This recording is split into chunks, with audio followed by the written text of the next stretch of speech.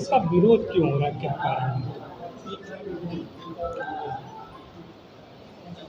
ये जो माननीय उच्चतम न्यायालय ने जो निर्णय दिया है वह निर्णय उसके अधिकारिता के बाहर है और यह बिल्कुल ही गैर संवैधानिक निर्णय है।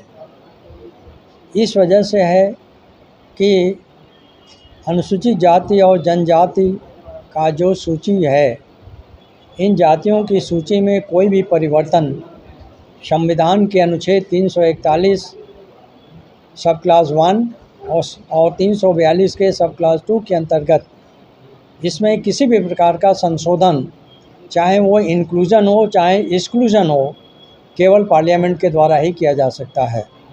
सुप्रीम कोर्ट ने अपने निर्णय के द्वारा पार्लियामेंट की इस शक्ति को अपने हाथ में लिया है।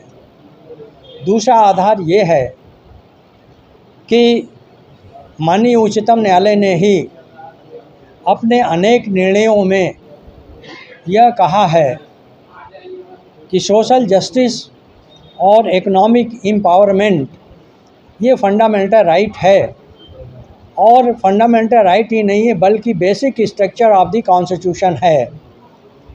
तो जब ये फंडामेंटल राइट और basic structure of the constitution है तो रिजर्वेशन और सोशल जस्टिस एक सिक्के के दो पहलू हैं। इन दोनों को एक दूसरे से अलग नहीं किया जा सकता है। सोशल जस्टिस मीन्स रिजर्वेशन और रिजर्वेशन मीन्स सोशल जस्टिस।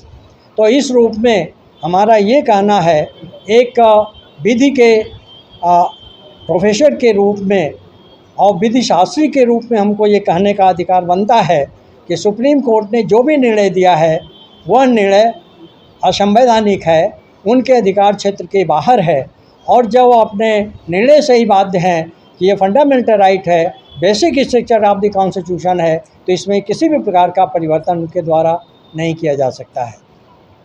क्या नाम है? Professor Ram Naresh Chaudhary, former dean law faculty, Gorakhpur university. करते हैं। हम लोगों की मांग यह है कि हम लोगों ने पत्रक के माध्यम से महामहिम राष्ट्रपति महोदया और माननीय प्रधानमंत्री जी से अनुरोध किया गया है कि इस संबंध में इस प्रकार का कानून पारित किया जाए, संशोधन विधेयक पारित किया जाए कि भविष्य में जो SC ST की सूची निर्धारित की गई है उसमें किसी प्रकार का छेड़छाड़ नहीं किया जाएगा, और इस आशय का संशोधन प्रस्ताव पारित करते हुए संविधान की 9वीं अनुसूची में शामिल किया जाए ताकि भविष्य में कोई विवाद न हो और माननीय सर्वोच्च न्यायालय द्वारा इस पर कभी भी कोई हस्तक्षेप न हो। अच्छा, चलिए एक अंतिम सवाल, अगर आपकी मांग नहीं मानी जाती तो आपका जो है क्या रणनीति होगी?